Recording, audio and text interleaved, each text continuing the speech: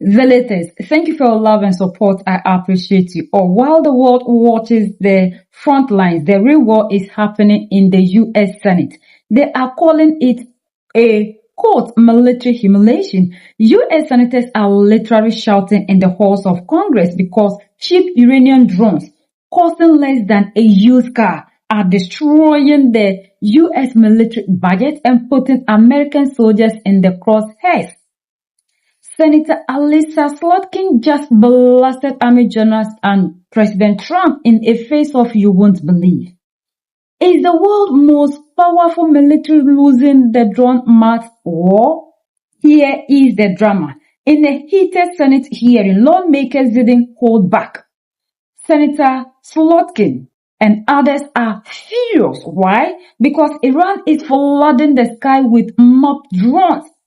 The Shahed 136, they cost about $20,000 US. To stop them, the US is firing intercepted missiles that cost $2 million each. Senator Slotkin looked the generals in the eye and demanded to know why the US was caught off guard. She's calling it a failure of strategy. Meanwhile, Senator Tim Kaine is accusing Trump of leading the U.S. into an, quote, unconditional war without a plan. That in my opening statement, I talked about one of the missions of U.S. European Command is to serve as a power projection platform. And so it is having capabilities in Europe, munitions in Europe that allow us to help U.S. Africa Command to target terrorists in Africa, or to help U.S. Central Command as they execute Operation Epic Fury. And so, the distances are shorter, it's less expensive, and it's much easier to project power with our network of bases and allies. As someone who was at the Pentagon and at the CIA, it's hard to miss, I think, two important trends that are happening in this war in the Middle East that are connected, I think, to what you all do. One is just, I feel like the conversation on drones has come home to roost. The Pentagon over many administrations, Democrat and Republican, has had this unbelievably glacially slow process of acquisition.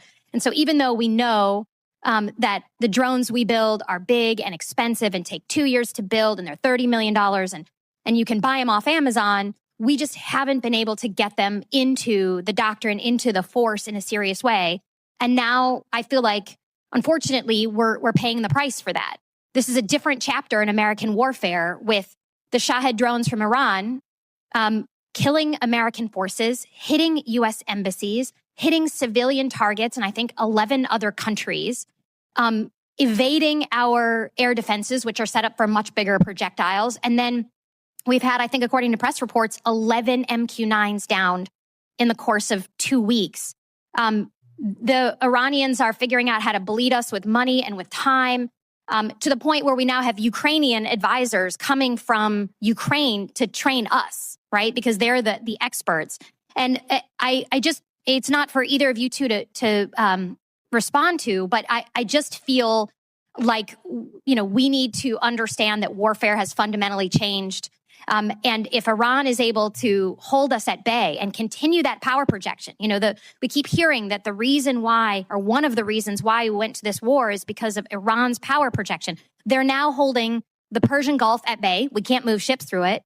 And they're able to use low-cost drones, $20,000 to $50,000 each, to kill U.S. forces. So I hope this is in a moment of inflection for the Pentagon, for all of us, that unless we understand how to more quickly get our acquisition system to be responsive, we're going to continue to lose our soldiers. And I hope that's a major lesson that we're all learning. The second one is the role of Russia and China in supporting Iran. And I know we can't talk about it in an open setting, but there's press reports that the Russians are helping target U.S. ships and aircraft. And I just hope we can all be on the same page. And certainly in Europe, you understand the threat of Russia, that if Russia is helping to kill U.S. forces, we have crossed a Rubicon. We are in another moment, and that we have to take decisive action on that. And instead, we're giving them breaks on oil. They're making a ton of money. And all the weapons and all the systems that we need for this war are what we would have otherwise given Ukraine to defend themselves. So I just hope we're all on the same page on this committee on a bipartisan basis that the situation with drones in this war and the situation with Russia in helping to potentially kill American forces and target our weapons and our systems, our ships, they are new. And we need to adjust to that new reality. Can you just tell me in my last minute here, General Grinkovich, I'm concerned that we're going to lose a lot of capabilities out of Europe, and then this administration's never going to put them back in. Can you talk about the importance of capability in Europe? Yes, Senator, thanks. I think having capability in Europe ultimately provides options for this administration or any administration in the event of a conflict. And, I would highlight that in my opening statement, I talked about one of the missions of U.S. European Command is to serve as a power projection platform. And so it is having capabilities in Europe, munitions in Europe that allow us to help U.S. Africa Command to target terrorists in Africa, or to help U.S. Central Command as they execute Operation Epic Fury. And so, the distances are shorter, it's less expensive, and it's much easier to project power with our network of bases and allies. I would just say American power is still important, and deterrence is the best option. And the way we do that is with capabilities. If anyone thinks that Vladimir Putin is deterred when we leave Europe, I would love to sell them a bridge. Thanks very much. Thank you, Chairman. We're now in the second week of President Trump's illegal war against Iran with no end in sight. And I fear the longer that this war goes on, it will have lasting impacts on the readiness of our military to respond to crises and threats elsewhere. Meanwhile, this administration is hiding its incompetence behind the valor of our military men and women, as if questioning why we're at war is equal to questioning the valor of our troops. We all know that that is not true. I know that our military will always do the best and most professional job possible. But that means that we here in these chambers, who are the elected representatives of the American people, are beholden to do our job and make sure that this is the right war, one that is worth our troops' sacrifices. And we can't forget that that sacrifice extends to our logisticians and support staff, as we've been tragically reminded by the 6 soldiers of the 103rd Sustainment Command that we lost last week.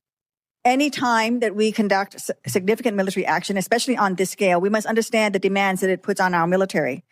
By choosing this illegal war, one that he still cannot justify, Trump has put our service members at risk in completely unnecessary ways. 7 service members have been killed. 7 families had to hear the worst news of their lives. And the department has now confirmed at least 140 service members have been wounded, 8 severely. And with the expansion of this campaign, including to overhead air operations within Iran and possible naval escorts, our troops may be at even greater risk going forward. General Reed, Transcom has been working for years to modernize our global patient movement enterprises for the complexities of large-scale combat operations. Can you explain the challenges that our medical evacuation system faces in transporting critical care patients when airspaces and maritime routes are contested, as we're seeing currently happening in the Middle East? Senator, initially what has to happen is we need to put the entire system in place.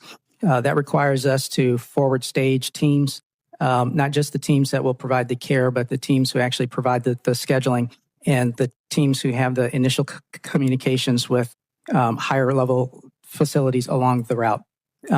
Sometimes we have to put those in place in an environment that's contested, and then they continue to serve throughout. But that is done in concert with the theater commander who provides the force protection. And then once the scheduling begins, we then put the aircraft in place at the point in time of need. It requires that the patients are stabilized, and once they're assembled, we pick them up, and then we fly them out. We also depend on force protection to clear the airspace so that the aircraft can get to the next station. Based on what I've heard from reporting, the data that was looked at was a decade old. That any person who can get satellite access to Google Maps today can see that this was a school. New York Times had no problem getting that data and information for a report today. President Trump says this war will be a short-term excursion, but the Senate isn't buying into it. Republicans like Josh Hawley are calling the operation, quote, open-ended and, quote, ambitious. The Pentagon just reported that over 140 U.S. troops have been injured and at least 7 have died since Operation Epic Fury began.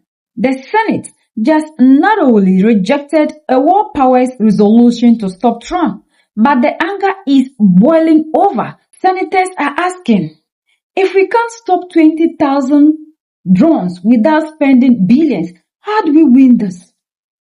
How do we win this? That's the question a lot of Americans are asking now. Iran has launched over 2,000 drones and 500 missiles so far. Even with AI tools being thwarted by CENTCOM, the math just doesn't add up for the U.S. The Senate is now demanding to know who is picking the target and why is the U.S. taxpayer paying the price for a war that looks like it has no exit strategy. Now everybody is asking Ogatari, you told us that this is an excursion. Trump told us that this is a short excursion. The war has been won. They have won already in the first hour. And now we are having the Senate debating, angry about a war they never budgeted. And it's like even this war, they don't have a clear plan as to how the war is going to start, how it's going to end. They just jump into the war because maybe like other people are saying, because they told that when they went to Venezuela and they did pashu and nothing happened. They were expecting that everywhere, like they came to Nigeria and did the same thing and nothing happened. Everywhere will be like that. But things are not the same. People are preparing. Africans, we sat down, African Union watched things happen on our soil, but Iran didn't. It seems Iran was prepared, but the United States of America wasn't, because they were thinking that when they launched these strikes, they would then come like the way he came and called for a ceasefire and demanding that Iran shouldn't strike back. And that didn't happen. So it's like they didn't budget. They didn't expect Iran to expand or extend this war, because they thought that after coming out to warn Iran that don't fight back, ceasefire, like the way they went and claimed that the Strait of Hormuz should not be blocked. If they do this, they are going to do this. And now we are seeing that Trump himself is saying that, see, where things have reached, I cannot do anything. Trump is withdrawing. After calling allies and they rejected him because nobody wants to be part of this. It's amazing. So now they are feeling the heat. I am telling you. I'm telling you. I am telling you.